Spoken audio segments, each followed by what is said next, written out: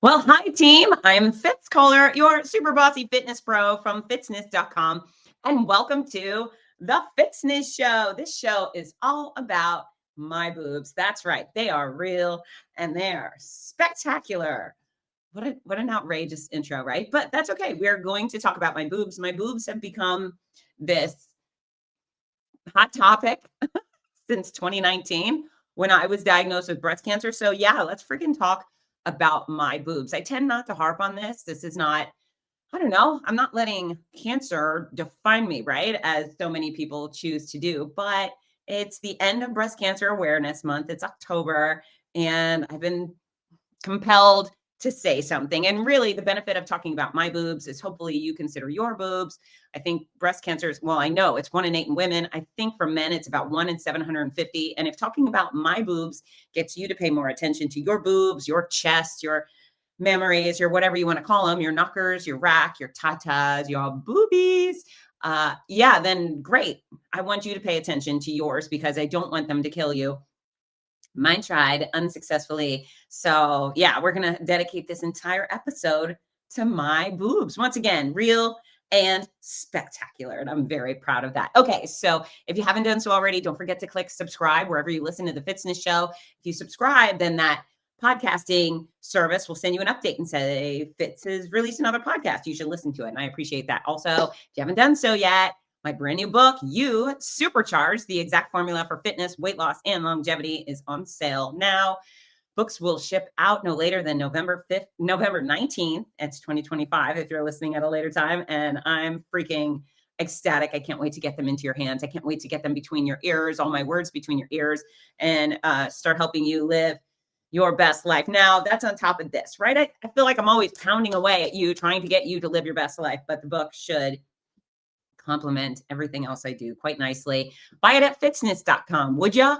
I send all of those books out signed personally to you. I include the free gift with purchase. Oh, and here are the free gifts. That's right. If you haven't seen them yet, you get a little Fitzy to take with you. You can put it, let's say, put on your rear view mirror. So whenever you're considering going to a fast food place to get something greasy, there I am poking you in the chest, right between your forehead, perhaps between your eyes, and convincing you to make a better choice. And so I'm always telling you, take me with you. Now you can. Now you can actually take me with you. But those will go out with all the books that are ordered at fitzness.com. So please and thank you. And now let's get on to the stars of the show. My hooters, my knockers, my tatas. What else do we got? I saw flying saucer. What do we call them? The Gerber. I don't know. Anyways, my boobs. I'm going to stick there. Okay, so I'm 5 years out. I hit the 5 years cancer-free mark, I think in October or July. I don't know, something like that. But officially 5 years cancer-free. And what that means for me is that I am significantly less likely to have a recurrence. And I do believe the cancer is gone for good. But yeah, hitting that 5 year mark was very refreshing. It was one of those things I didn't even, I'm not a date keeper. I'm not an anniversary. You know how people are like, oh, it's the anniversary of blank. That's not who or what I am. I don't really acknowledge those things. I did not acknowledge or even, I didn't even think about this year went by. It was the anniversary of the day I found my lump or the day I got diagnosed. No, I don't. I focus on the good days. I certainly am not going to immortalize the bad ones, right? However, I got a good day. I got 5 years cancer-free, and that's exciting for me because I do feel like I'm out of the woods. And we'll talk a little bit more about that. If you are unfamiliar with what I've been through, I'm going to do a simple recap. Let's see, late December 2018, I went in for my annual mammogram, and I started getting mammograms very young because as soon as Ginger was born, my first, I don't know, just a couple of weeks after she was born, I found a lump. I was nursing and I found a hard spot and I thought, oh, here it is. And so went in for a mammogram and I had the ultrasound. They said, it's just calcifications, but you should keep coming to get mammograms. And so I started in my 20s and I just kept going. And so December of 2018, I went in for the mammogram and I left and they said, it's perfectly fine. Now, mind you, I've gone back to look. Now, mind you, I'm not the doctor, but I've joined my radiologist and other radiologists who looked at those December scans and they said, no, there was no cancer there. There was nothing on the mammogram. Your doctor didn't miss anything. It just wasn't there. And so 6 weeks later, I was at a hotel room in Disney World and I got out of the shower and I happened to rub my under boob and I found a lump, a sizey lump. And that was a Thursday, I think. So as soon as I found the lump, I picked up the phone and I called my gynecologist and I said, "Hey, I found a lump." And they said, "Can you come in tomorrow?" And I said, "No, I'm running a race tomorrow here at Disney. What about Monday?" And they said, "Sure, come on in Monday." So I went in Monday, visited with, I think it was a PA. I don't think I got to see my doctor, but she goes, "You know what? I feel it, but it doesn't feel attached. And I bet it's probably nothing, but let's do a scan anyways." And mind you, I would have insisted on a scan, but she encouraged it. Maybe she knew and she was just trying to take the stress off. Mind you, I didn't tell anybody. I didn't tell anybody. So Monday, we call the radiologist, and then I have an appointment set up for Thursday. I'm going to have a mammogram and an ultrasound. I just decided to keep it to myself. I didn't want to cause alarm, and just figured maybe it'll be no big whoop, and I'm not going to cry over milk that hasn't spilled yet, and or stress anybody else out in the meantime. So on Thursday, I went to the radiology appointment and I had the mammogram, and then they brought me in the little room for the ultrasound. And so I've been seeing this radiologist forever. She's my normal mammogram lady, and on occasion the ultrasound. So the ultrasound tech, who I know, who's very sweet, she's doing the ultrasound on that left breast, and I can see a little circle on the scan, which is very obvious to me. And she's just going over it. She's not allowed to say anything. So it was a pretty awkward situation watching her do her job, thinking, I know you know what's in there. Just say something, but she didn't. And then she brought in Dr. Yancey, who is my radiologist, and that's kind of how it works, anyways. The ultrasound tech does her job or his job, and then brings in the doctor for a second look see. So Dr. Yancey came in, and she was kind of jumpy. I could tell her personality was different than it normally was.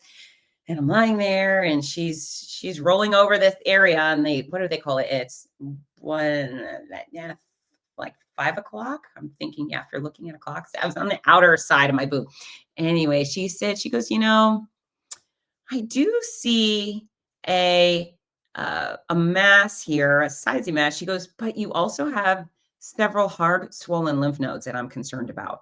And unfortunately for me, I know a lot about this stuff. I knew what that meant, so instantly I went from calm to the waterworks. The tears just shot out of my face. And the reality that I had gone from nothing to a tumor that had already spread to the lymph nodes within 6 weeks, I just lost it. I thought, I'm definitely dying. And I'm not a macabre person.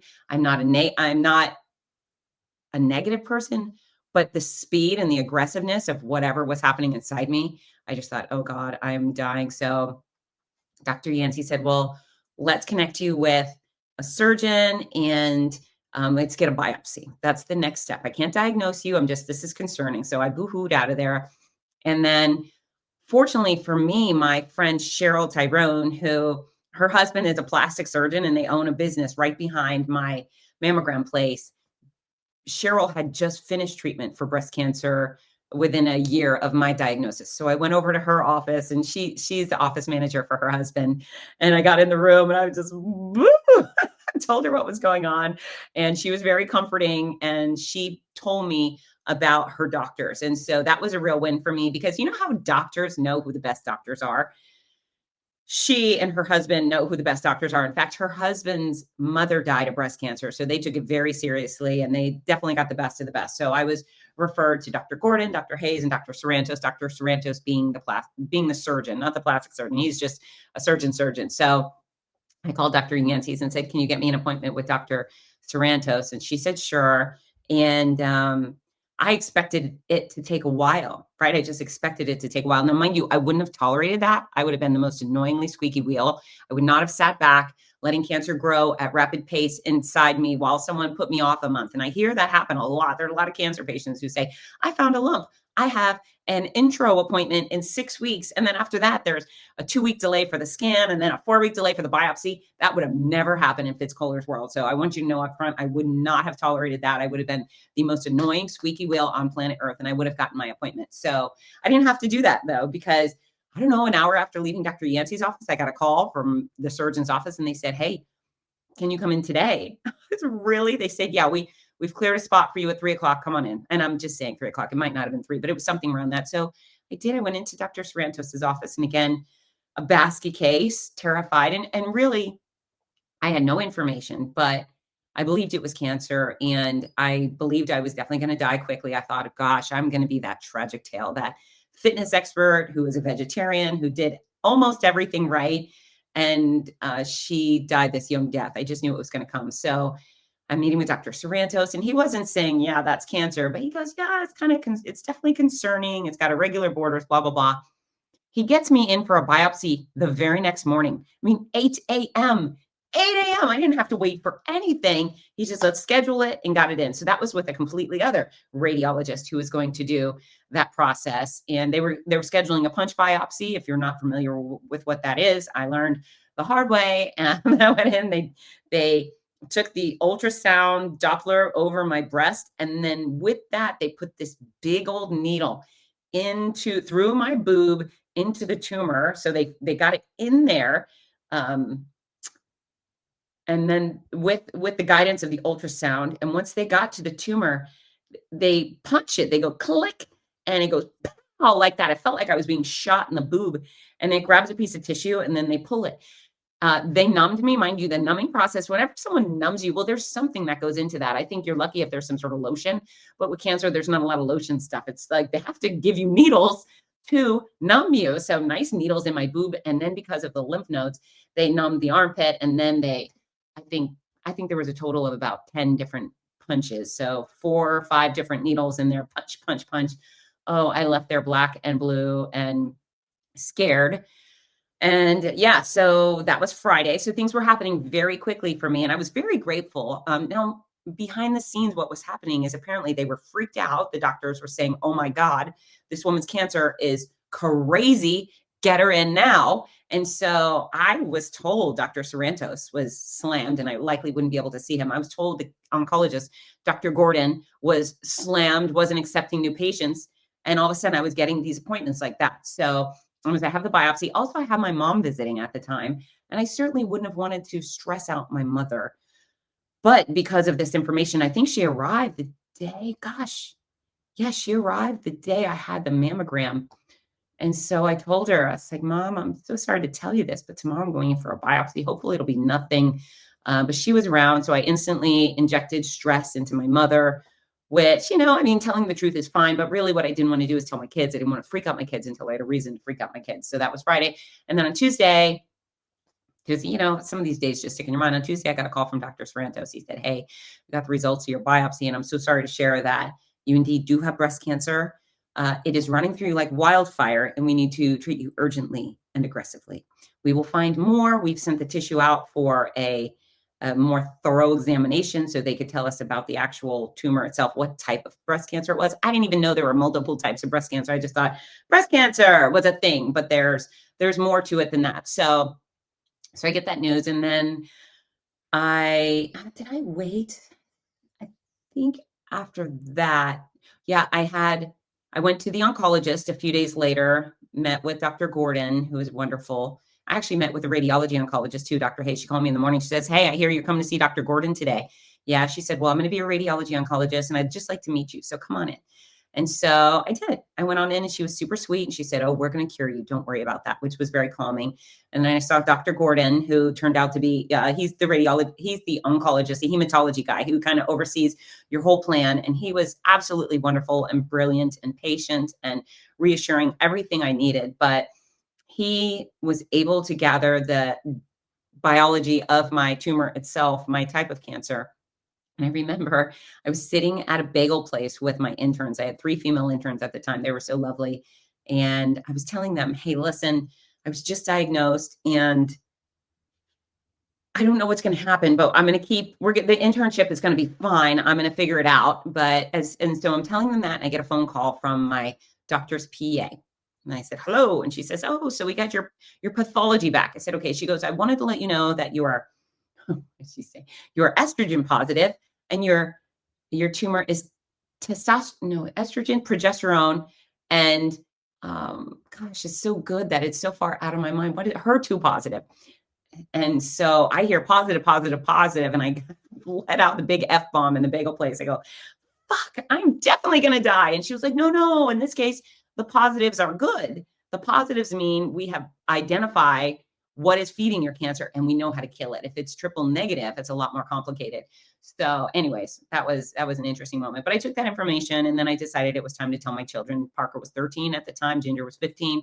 Horrible ages to go through cancer with, with little kids. I mean, I'm sure that's horrible too, because you still have to really pamper little kids. But I mean, Ginger and Parker really knew what was going on. They had a good experience or they had lots of experience seeing people live, get treated with, and die from cancer. In fact, previously, in the recent months, I had my friend Charlene, one of their friends' mothers had just died of pancreatic cancer. So we had gone through that. Parker had joined me to help Charlene take her to doctor's appointments and take her for rides and things. So he watched her in that horrible process. And I know that was in the back of his mind. So I had two decisions to make. It was like, how am I going to tell the kids? When am I going to tell? I wanted them to be one of the first to know, obviously. So I separated them. I told Parker first. Parker is more of a calmer, quiet kind of guy, and Ginger's very emotional. And so I told him first. Ginger was out and doing something else. And I sat him down. I said, hey, listen, I have bad news and good news. I said, bad news is I was diagnosed with breast cancer. I found a lump, went in for some tests. I was diagnosed. And, that's going to be difficult. They said, however, it's a very treatable kind of breast cancer. My doctor assured me he was going to cure me. So I'm going to be sick for a while, probably. I'm not going to feel my best. I'm going to look kind of weird, but I'm going to be just fine. And he was so sweet. He said, Mom, he said, I know you're going to look so cute bald. And I thought that was very sweet, very compassionate, very just generous of him. So we had our hugs and snuggles, and I sent him off to do something. And then I brought Ginger out for that same conversation. And it did not go as well. I mean, bless her heart, it didn't go wrong, because there's no wrong way to deal with this, but she wailed. She just sobbed and sobbed. And I sobbed because I can only imagine if my mother was diagnosed with cancer, how difficult that would have been. And my mom had back surgeries when I was a kid, and that was scary enough. I couldn't imagine to have a parent, to be a teenager or younger and have your parent diagnosed with cancer. So it was really tough. But it's funny, I was still pretty convinced that I was dying. But even though I was convinced I was dying, I worked hard to convince her I wasn't. It's one of those things we call parenting with cancer. You do things that have nothing to do with your self-preservation. It's all about them. And for me, my cancer was very much about them. I was certainly afraid of losing my own life, and I didn't like the idea of losing my hair and feeling sick and stuff, but I was just laser focused on them. I just wanted to be their mom, and I wanted to see them grow up. I wanted to meet their children if they had any and do all the things. My greatest fear was losing their lives. So that was tough. That was tough stuff. And so I think pretty soon after that, I maybe had a week before they started treatment, I had a port put in, which I didn't like that. I had an MRI, which was a nightmare. And I talk about all of this. If you want to hear more of it in detail, My Noisy Cancer Comeback is the memoir. It's called My Noisy Cancer Comeback, Running at the Mouth While Running for My Life. And that gets into all the details. I'm giving you kind of an overview. But really what I like most about the book is I focus on the funny stuff. So I include the hard times, and it's unavoidable. But there were so many hilarious, crazy, insane moments because of the way I did cancer. So anywho, I started chemo very quickly, and my treatment plan was 6 rounds of super mean, nasty, crazy chemo, followed by 15 rounds of a lesser yet still really mean chemo. The mean chemo was comprised of Taxotere, Perjeta, carboplatin, and Herceptin. And I had those 4 drugs all in one day, back to back to back to back. My chemo sessions lasted about 9 hours. They made me very, very sick, and I did not like that. I did not like that very much. In fact, I stayed sick for the whole 15 months. That was the hardest part of treatment for me, was the chemo. I just became like a sick person, lost my hair pretty quickly. That was not a fun time. I lost my fingernails. I lost my eyelashes. I lost my stomach a lot. And then when I switched to the other drug, who interestingly didn't make me as violently ill, that's when I started losing weight, losing muscle mass, wasting weight. That was an interesting time. However, my doctors convinced me that I was going to live, and I thought, okay, I've got some decisions to make now. And this is where I think it gets to the good stuff. This is where we get to the good stuff that's relevant to you, the places where, my hardship can benefit you and anyone else who cares to listen. Number one, I decided, okay, well, this sucks for me. It's not a lot of fun. However, I live just a few miles away from the University of Florida Pediatric Oncology Center. And right there's a whole bunch of babies and children being treated for cancer. How lucky am I to be a grown-up with cancer? versus a child or a parent of a child with cancer. And so for that idea alone, I decided no pity parties. I certainly cried. I was stressed. I was scared, but I never once had a why me moment. I never sat there and thought, but I'm a fitness pro. Why me? That's BS behavior. That's BS thought process. And I wanted nothing to do with it. So instead, I chose to look at the bright side, which I'm a grown up with cancer. This is great, right? This is way better. And if there were someone in my household get cancer, well, thank goodness it was me, right? So perspective went a long way. And anytime things got really hairy for me, which they did, even though I had no hair, I would think about those babies with cancer and those parents of the babies with cancer. And all of a sudden, it didn't seem so bad. So perspective was the number one thing, and that carried me through. A very trying experience in that first and second MRI convinced me that I was capable of doing hard things. And so you have to be very courageous to endure cancer care. There's a lot of fear involved. I don't know anyone. I can't imagine even these big football stars and I don't know, manly men getting cancer. They're scared. It's scary. And I don't think that's embarrassing to acknowledge. The fear that comes along with it, also inordinate stress, like just incredible stress, overwhelming. I never felt stress like that before in my life. Hopefully I never ever do again.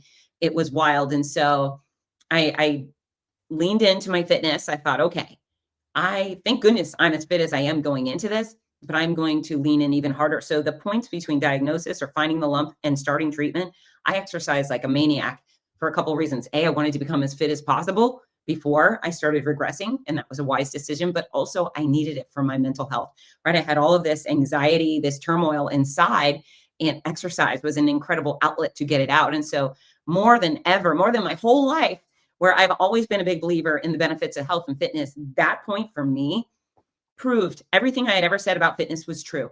Getting to the gym, lifting weights, running on the treadmill, doing the elliptical or taking a class, whatever it was, it would expel a lot of those toxic feelings. And I would leave feeling emotionally lighter than I had when I arrived. So exercise was that source of physical and mental stress relief for me. And I couldn't be more grateful that I made that decision. I mean, again, so many people when they get sick, oh, I have cancer. Well, I'm not going to work out now. I'm not going to eat healthy. I'm going to drop that. I have cancer. Baloney. If you have cancer or ALS or Parkinson's or whatever it is, you get some sort of horrible diagnosis or you get injured, exercise it becomes more important than ever, because where are you starting from? You know, when you go into a crisis, would you rather be John Cena or Mick Jagger?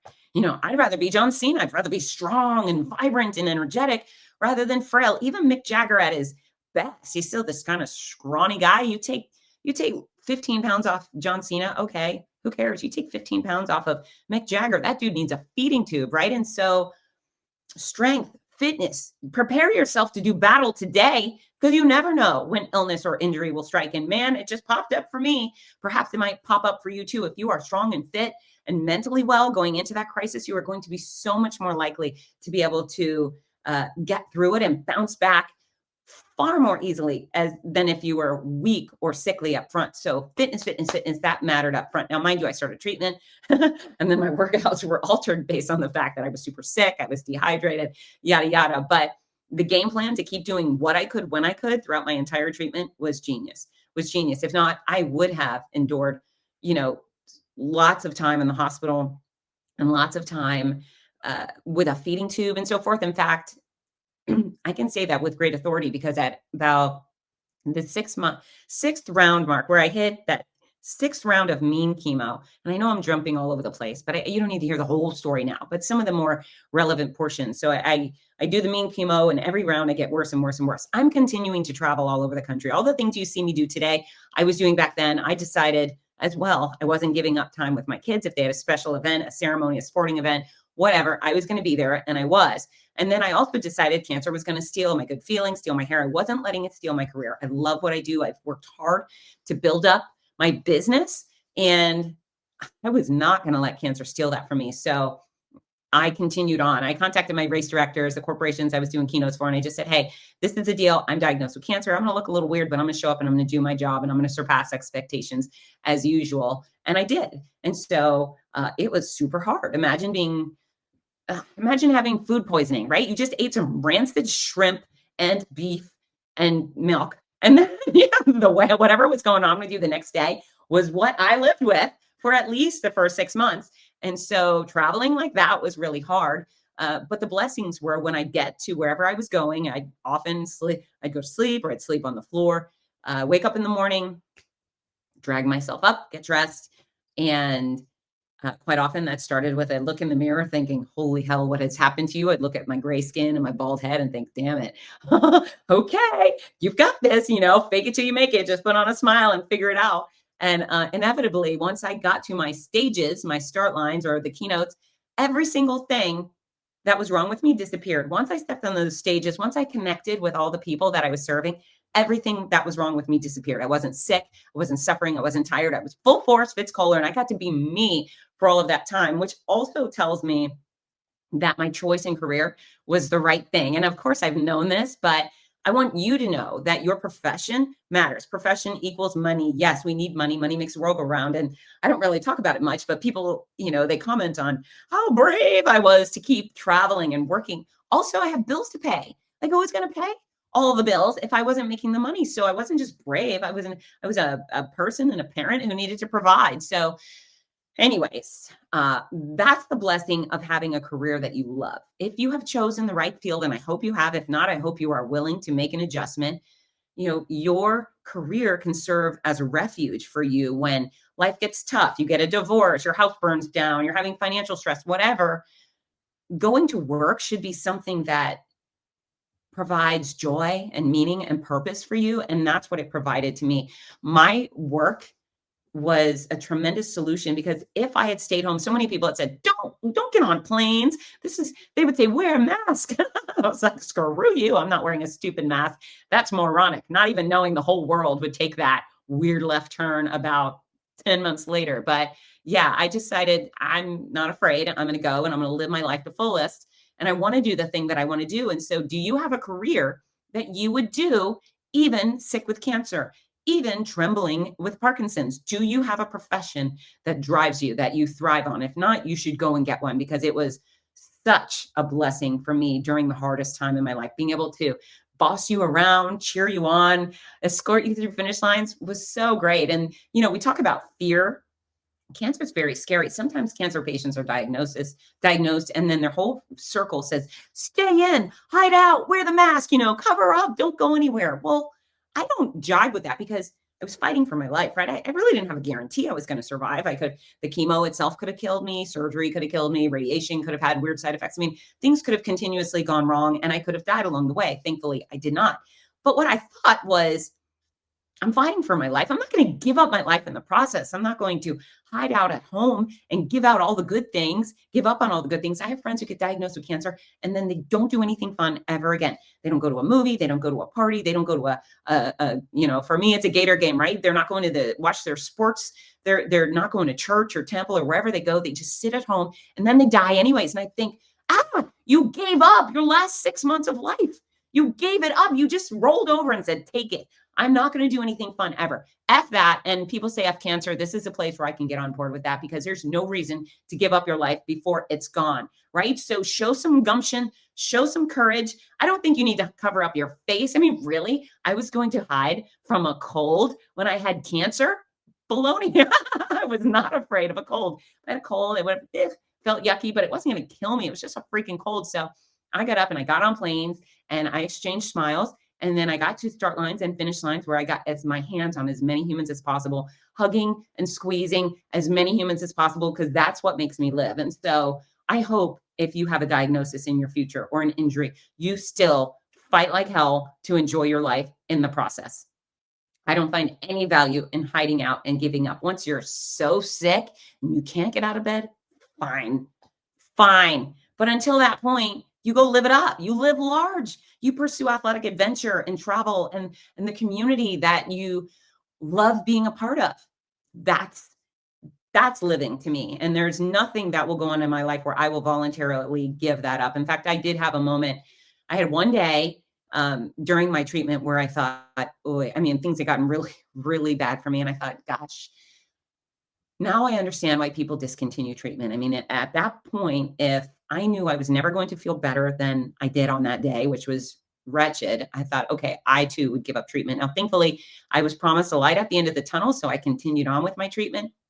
But that was a dark moment for me is really connecting with the people who say, no more, I'm done. And so that day I went out to the University of Central Florida in Orlando. I had just come off a race announcing trip and blah, blah, blah, things that hit the fan. But I went to watch Ginger cheer. She was in a cheerleading camp and they were doing performances and competition. And I was as sick as a person could be sitting in the arena watching these kids cheer, and I couldn't have been any happier. I mean, it was such a contradiction between what was going on with my physicality and then what was going on in my mind. But I was so grateful. And I just thought, gosh, if I were dying, if they told me I had 2 weeks left to live, this is where I'd be, right? I would be out enjoying joy. I would be out watching this child of mine pursue athletic adventure and competition and so forth. And so, don't wait for the diagnosis. If you're healthy or even if you're not, get out and go do stuff. Go have fun. Go live life. Life is short. Things happen. I could get hit by the bus tomorrow or abducted by aliens, right? Maybe that's a kinder thing to say. If it all ends tomorrow, I'm going to make the best of today. I'm going to tell all the people I love them today. And I think I do that on the regular. You have probably heard it. I love you. I care about you. Even those of you I haven't met, I genuinely have this passion for all of you. So live life to the fullest. ASAP, because you never know. So chemo, blah, blah, blah, 15 months in the middle, I had 33 rounds of radiation. That was interesting. I thought radiation, I mean, my first appointment, I cried because I was scared, but then it really wasn't a bad process. I'd go in this room and I would have to put my arms above my head and I would disrobe. Man, everybody on earth has seen my boobs. And that's why I so comfortably chit chat about my boobs, because for 15 months plus before, like a long time, everybody was taking pictures of my boobs. It was like everybody in the world was coming in to look at my boobs and assess my boobs, take pictures. I mean, it's just crazy. So yeah, boobs, I'd lie there with my arms above my head and the boobs out, and they would set up this big old machine that would do circles around me for a few minutes, zapping me. And I would tiptoe out of there feeling pretty good. Now, mind you, the chemo made me feel bad. Radiation never did. Some people get terrible burns. Oh, it's terrible burns. I did not. I looked like I had a sunburn. I got kind of itchy, but that was really the worst. And I mean, they hammered me. They gave me 33 rounds, not only to the breast, but to the armpit. I was expecting things would hit the fan, but they really never did. I was normally the youngest person in the facility, and the older women, and they were always proud to show it off. Like, look here, they had severe burns. So I don't know if it's because I had just younger, healthier skin, but woof, radiation. That's another place I use perspective, because my whole burden was lying on my back with my arms up with my boobs out. Fine. But then I thought about some of the people who were getting radiation for rectal cancer or cervical ovarian cancer. I think they have to do more. They have penetrating radiation, which probably is uncomfortable, but degrading and humiliating, even though these medical professionals are not trying to degrade anybody. It's just got to feel awful. And then hanging on the wall for the head and neck cancers, where these cages where the folks who deal with head and neck cancers of any sort, they get bolted down to the table each time, so their head stays perfectly still, and the radiation isn't hitting parts of their brain and so forth. So I would look over at those things, and I'm wildly claustrophobic. I don't know how I would tolerate that. So I would feel pretty lucky, right? I was lying there getting radiation for cancer while going through chemo right after surgery. And I was feeling like, woo-wee, I'm in a good spot, So no matter where you are, no matter what's going wrong with you, if you dig deep, you can find the bright side. And I was constantly looking for the bright sides. Oh, so many places. Also outside of my radiation room. I mean, I tried to make the best of things. I tried very hard. When I first got there, they told me there was the blue gowns and the yellow gowns, and the blue gowns were of average size and the yellow gowns were for morbidly obese patients. And so I would go into this changing room, and normally I would put on the blue gown.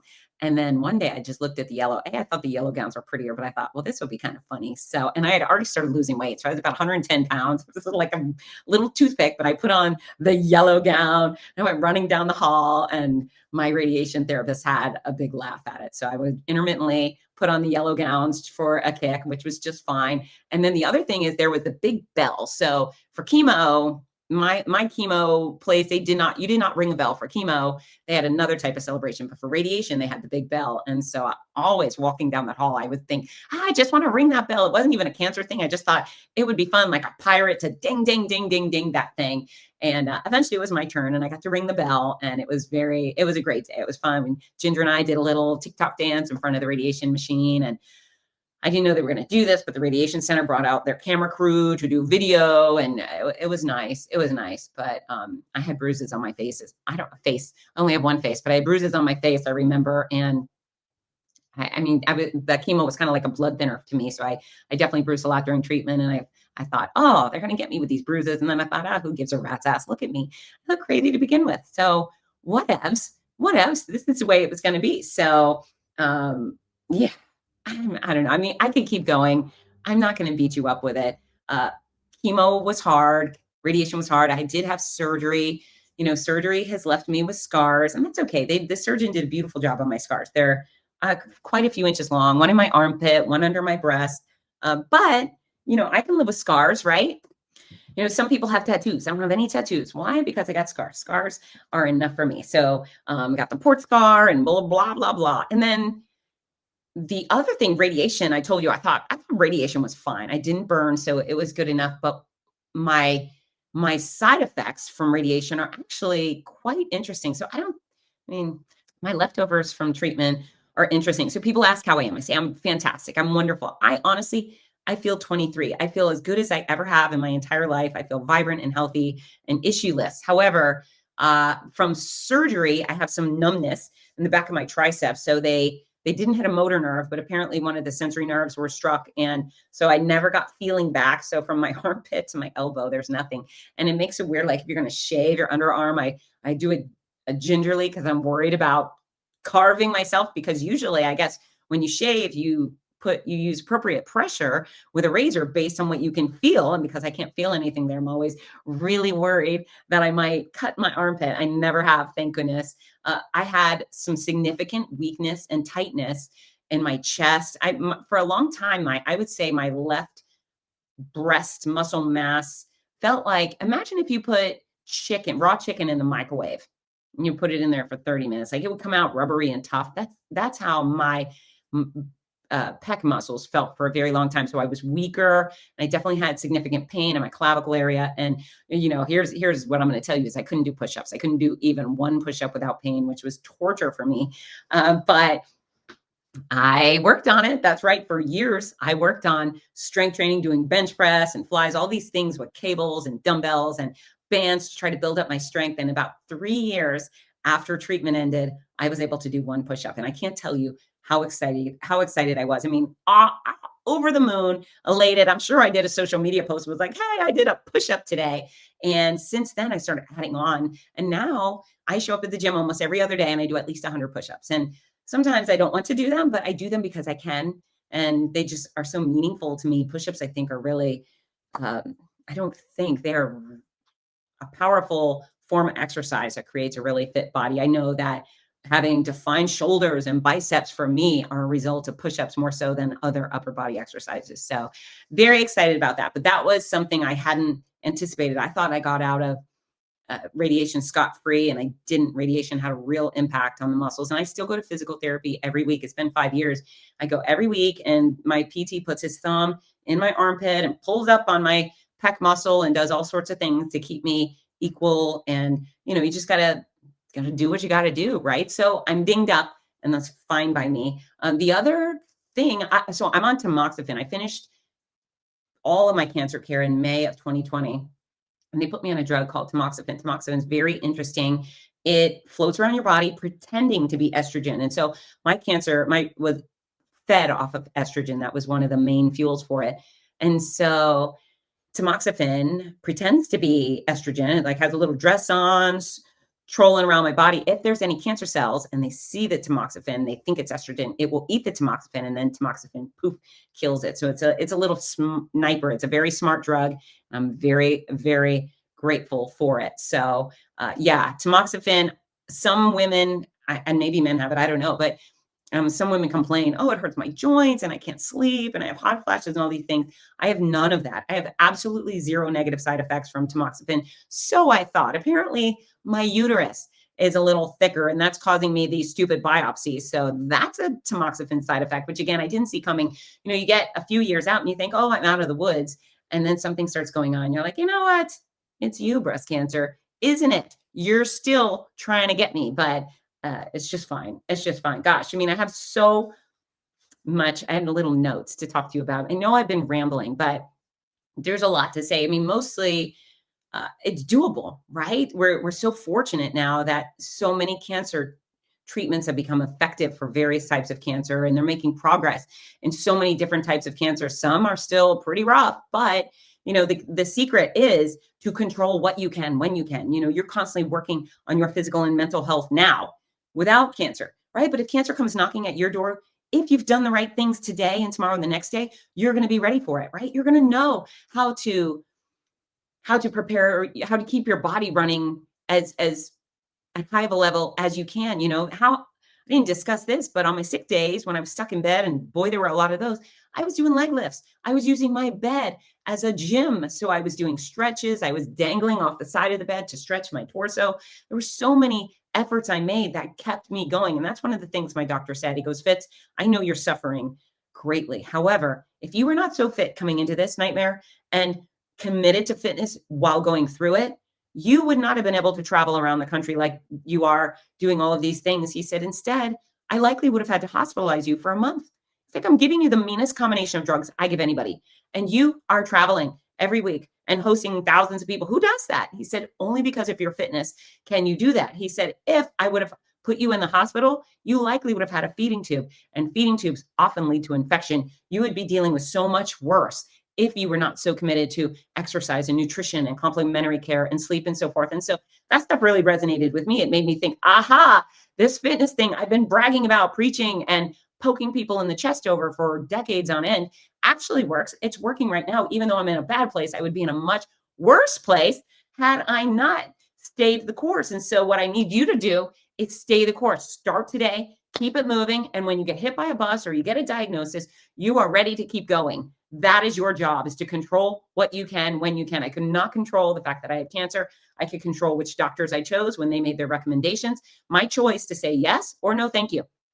Maybe I could have gone to a different doctor for a different assessment, but those things were in my control. Every time I showed up at the medical center to get chemo, to get radiation, to have surgery, those were my choices. I was controlling my outcome with those choices.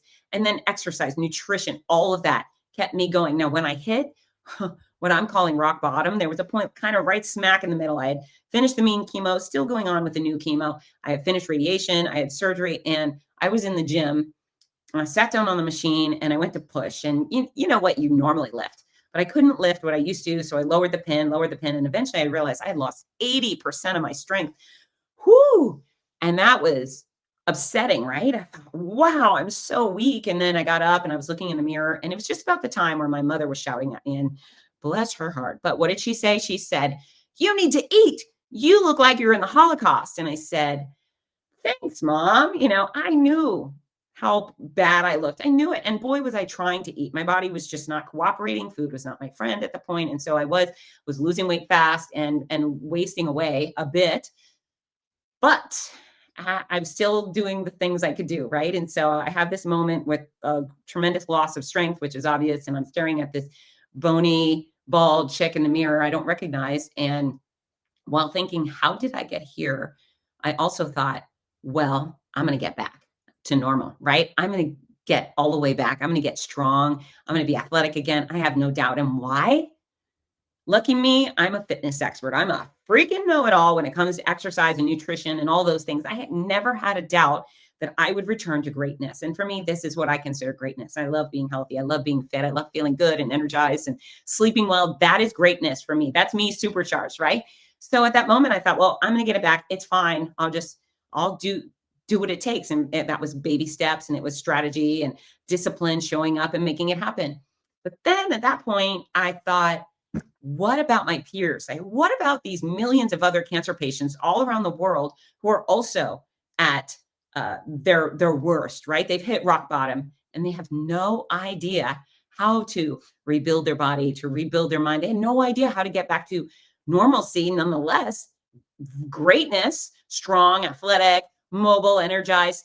They had no idea. And so that's actually why I wrote the next two books, Your Healthy Cancer Comeback, Sick to Strong, and the Healthy Cancer Comeback Journal. Those two are blueprints for cancer patients. I use my experience, my expertise in the fitness industry, along with my experience as a cancer patient. And so that book guides someone through diagnosis, through treatment, chemo, radiation, surgeries, amputations, etc., how to exercise in bed, how to handle the bad days, how to recover, when to pull the plug and do rest, right? So that those books, I'm so grateful I had that horrible moment for myself, because that was the impetus for those books that have helped so many other cancer patients. And these books have sold all over Germany, all over Australia, all over France and Brazil, and all over America. And I'm not the person that says, "Hey, cancer was the greatest thing that ever happened to me." BS. I would not go back. If I could go back and unflip the switch and not have cancer, you betcha I would do it, but I can't. I can't undo it. And so, did I make lemonades? Absolutely, I did. And the greatest lemonade for me is not only that I have recovered and I am supercharged, but that I can help others get there too. And even if you have a incurable type of cancer, it's important for you to preserve as much strength and stamina as you can to make each of your days moving forward as good as they could possibly be. Because it's like being hit by a bike or being hit by a truck. I'd rather be hit by a bike.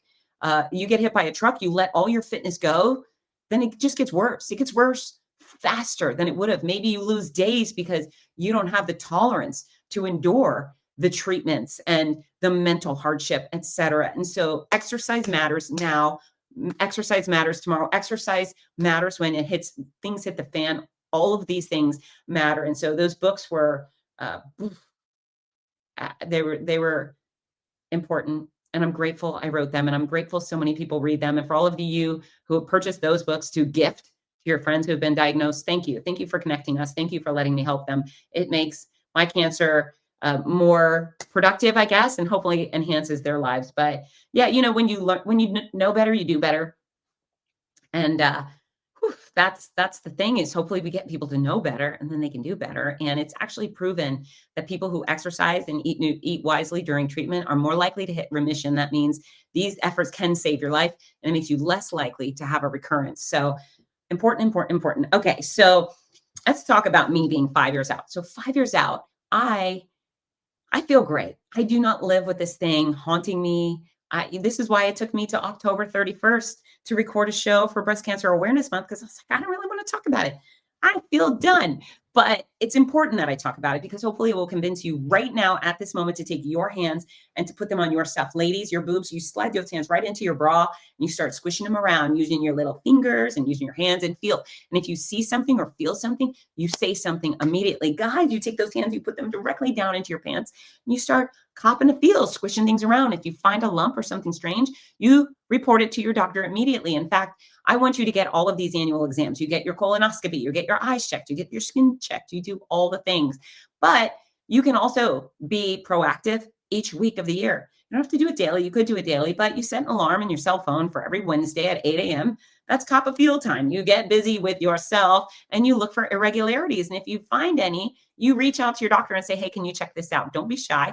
Get it done. And when it comes to colonoscopies are not only cancer detectors, but they are cancer preventers. So if you are someone who's saying, I don't want to do it because I don't want gasp, diarrhea, get over yourself, because when they take that little tube and they put it up your tush and they start looking around, you're totally unconscious. You don't even know what's going on. So it's fine. And mind you, these people have seen butt after butt after butt. Your butt is not interesting or exciting or tale worthy to them. They're never going to tell the tale of your butt, right? They're going to forget about the butt that you have as soon as you are wheeled out of that little room. But when they go in with that camera, if they see polyps, they can remove them. Gosh, if somebody could have randomly gone into my boob and been like, this looks weird, let's get rid of it before it turns into something negative, I would have loved that. So colonoscopies prevent cancer. They can actually remove polyps before they turn cancerous and save lives. This is on behalf of you, Phil Decker. Phil Decker was diagnosed with stage 4 colon cancer, and I think he's just passed 2 years, clear scans, and he's doing great. But he went through brutal treatment. If perhaps he would have gotten a colonoscopy 2 years prior, he might have been able to escape all that. So don't put it off. Make an appointment today. It's not as bad as they say. Gosh, the people that tell you mammograms hurt, they're just lying. They're lying liars who lie, and shame on them, because they're deterring you taking life-saving measures. Mammograms are awkward at worst. And so hopefully by the time we've become adults, maybe we've had a romantic partner, somebody has looked at our body. So it's not that they've gone unseen. Go show the doctors your body. Just do it. Remember, squeeze your stuff. and then go in once a year and let a professional have a look-see. And early detection does save lives. If I had waited even one more month to touch my boob and find that lump, God, I think I'd be dead. I think 1 month difference, I would be dead. And you wouldn't have all of this bossy, happy noise in your ears. So please, I beg of you, don't put these things off and be proactive. Okay, so the benefits of cancer to me, the hair, gosh, I never have a bad hair day. I mean, I'm just so grateful to have hair. Anytime someone says your hair looks good, and my response is always, thanks. I love having hair. And that's how I feel. And so if I come out, my hair is a mess, like right now it's a bun, I don't care. I will never have a bad hair day ever again in my life because I have hair. So I'm really appreciative of that. I chose not to hide my bald head. I was not embarrassed about it. And really my appearance shouldn't affect you at all. And so I decided I wasn't going to make myself uncomfortable or feel weird with a wig. And because of that, I won't hide anything really. I mean, I'm proud of me. I like me. I think I'm a nice person who works hard. And so hiding Fitz Koehler is never an option. It's just not an option for me. And I do have my experience with cancer to thank for that. So whatever's going on with you, as long as you're doing your best to be a decent person and work hard, et cetera, don't be embarrassed. If you're super overweight right now and you're not in great shape, I hope you go to the beach and you put on a bathing suit. You know what I'm saying? Because the ocean, that whole beach experience is too wonderful to miss out because you're embarrassed about your body. Now, fine, if you want to work on getting fit, great, you should, but you also shouldn't let your appearance hinder your ability to have a wonderful experience. So my bald head, if your body's not the way you want it to be, okay, work on improving it. I have a podcast and I have free videos and I have this book that you can read to make all of those changes. But yeah, the bald head really built up my confidence because now I look in the mirror, I'm like, well,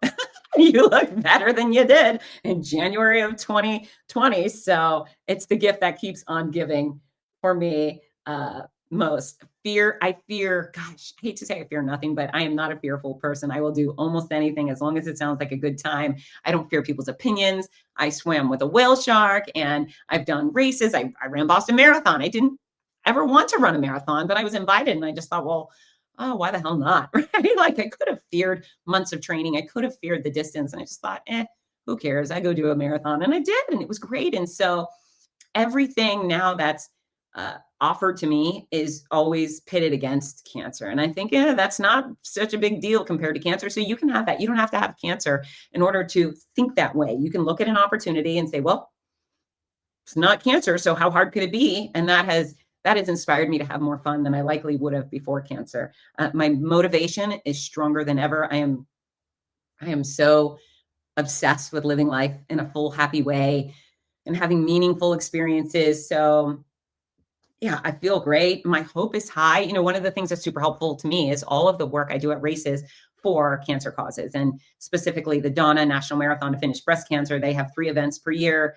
I am the chair of and announce the American Cancer Society Making Strides for Breast Cancer Walk each year. I do keynotes for a bunch of different cancer organizations. And through those efforts, I meet so many people who have specifically, cancer survivors in general, but then those who have breast cancer or had breast cancer who are 20 years out, 30 years out, 10 years out. Anybody I meet who has been cancer-free, breast cancer-free longer than I have makes me feel like I can also become 8 years cancer-free and 20 years cancer-free. And I'm not looking over my shoulder. I don't live the life of someone who's afraid of cancer. I mean, I'm preventative, right? I do all the things it takes to hopefully not have cancer and go to the doctor and stuff. But this is not a monkey on my back. I don't lose sleep over it anymore. And that certainly is a result of me seeing living proof that there are other people living long and well post-cancer. And it's a blessing. Not only is it a blessing to meet them, but I love taking care of them. I know what they've been through in so many ways. I mean, again, all of our experiences have not been identical, but we get each other. It's the club, cancer in general, it's a club nobody wants to be in, but here we are. And there is some sort of wonderful camaraderie to that. And so I love taking care of cancer patients. I loved it before I was diagnosed, but now it's especially meaningful. And when I get to get my hands on these runners at the Donna or at the ACS events or just around the country where someone comes in and says, I just beat liver cancer or whatever, I love to celebrate those humans. It's exciting and meaningful. And, the only thing that gets me, and I do get guts sometimes we do have people on death's door coming through our start and finish lines, and it's gut wrenching to see their families often pushing them in the wheelchair. And I love that they come out. I love that they're on death's door, yet they're still signing up for races and getting the shirt and getting the medal, and just more importantly, being out and living life and making memories, because those memories will live on when they're gone, right? For their spouse or their children or everyone who took part with them. There's been plenty of times where I have been very grateful to have sunglasses on at a finish line, because it's painful to know what they're going through. And yeah, the other thing is sometimes I get newly diagnosed people. And so in October, I announced the Donna 5K at TPC Sawgrass, the fancy golf course. And there was a young woman who said, she goes, I said, tell me about your treatment. She goes, I was just diagnosed. And the look in her face, there's so much fear. And that really got me just, it welled up and I turned into like about to burst into tears, and I'm able to control it because I'm very good at controlling myself. But hey, it does hurt my heart to see the fear in other people's eyes. And the only thing I can do is offer some comfort and just say, you're going to be okay. Come back in February. We're going to celebrate you then. And then we'll see you in May, and you're going to get through this. And I usually mean it, right? Okay, so what else did I want to tell you? Okay, so scanxiety, people like to talk about that. I do not have scanxiety. That's where you go in for your every 6 months ultrasound or mammogram. I don't show up to any of those things worried. Interestingly enough, I leave there once I have good news. I always leave so relieved. So, there's still something in the back of my head. I skip in, hey, how you doing? Feeling great. And then when I walk out of there, it's, oh my gosh, negative. I love hearing negative. I still don't wear ribbons. As you may know, before I was diagnosed, I was happy to wear the ribbon, support the cause. The second I was diagnosed, those symbols of cancer, that the survivor word and the ribbons, they make me feel like a victim. And so I don't wear them. And I decided pretty early on, I wasn't going to wear them. I didn't know why. But once I figured it out that they make me feel like a victim, I say no, thank you. And there's all of these people that have gifted me things. Here's a survivor button, and boy, is it generous, but I'm not going to wear it. It doesn't work for me. And I encourage everybody to make their own rules. In fact, the word survivor, I don't like the word. It makes me feel very uncomfortable. I've turned to saying cancer crusher. Not everybody understands that, but it's just my own little predicament to deal with. It's not anybody else's problem. I do feel uncomfortable when people reference the cancer thing in my bio. What I am is I'm a fitness expert. I'm a race announcer. I'm an author, a 5-time author. I'm a media professional. Please don't say Fitz is a badass. She's a cancer crusher. No, that's not who I am. That's something I've done.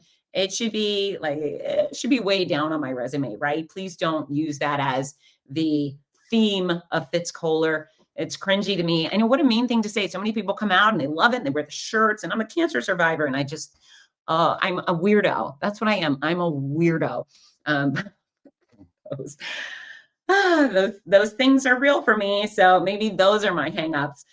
The other thing is sometimes I look back and I just can't believe it was me. And I know many cancer patients feel the same way. You look back and you think, how was I that girl? That has to be somebody else who lived that weird experience, because it wasn't me. So I'm very fortunate. Cancer doesn't rule my world. I feel lucky to have had it, found it early, survived the treatment. And I am, as I said, I'm dinged up. So many, especially breast cancer crushers, they have come out with far greater scars. I say my boobs, they're real, and they're spectacular. They are real. I did not have to have a full mastectomy, not one nor two. I did not have to have replacements. And what a blessing that those surgical tactics exist to save lives, right? To remove cancerous tissue and then to rebuild a breast that has been taken. But I didn't have to go through that.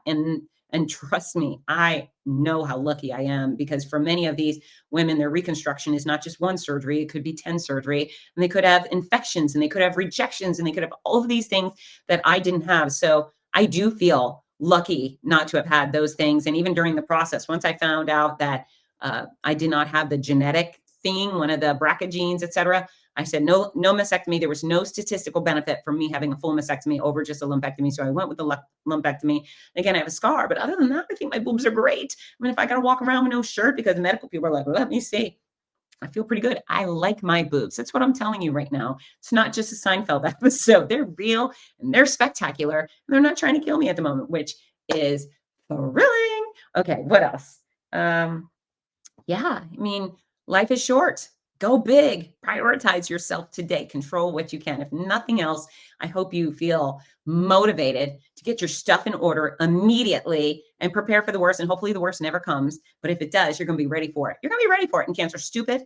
Cancer is a jerk. And I hope that you make sure all the people around you get their scans and you encourage them to squeeze their stuff. Remember, hands on your stuff. Have a squeeze. Don't be shy. You could do it round robin style. If you have a friend or a neighbor you like, you can have them squeeze your stuff. I don't care. Just squeeze it and pay attention. And if there's something strange, say something immediately, please and thank you.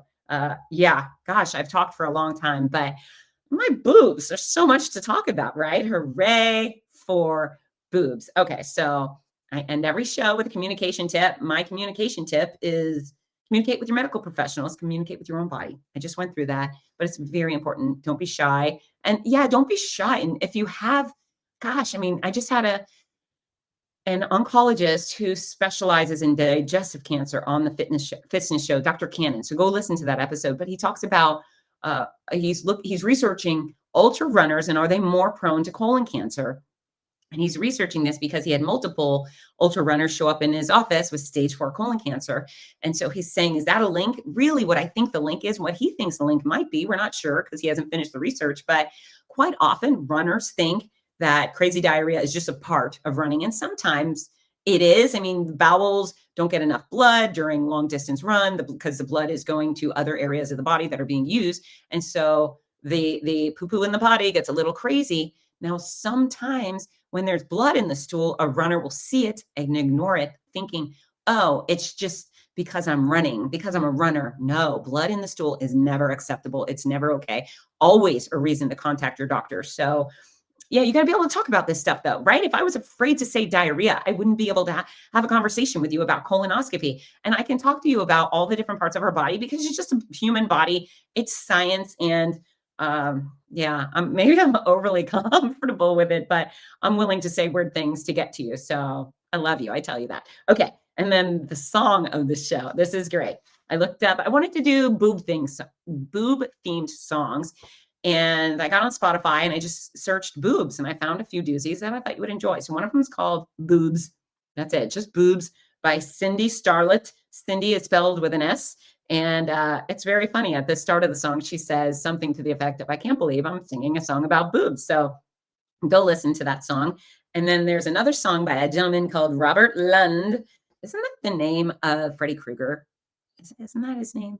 Anyway, the actor who played Freddy Krueger. Anyways, his song is called 99 Words for Boobs, and that's also a giggler. So sticking with the theme, I could have gone with I'm a survivor or I'm still standing or won't back down. That would have been boring. Let's actually sing a song about boobs. I don't think I'm adding these to the Fitzness playlist on Spotify, although you should go listen to that and use it for your workouts.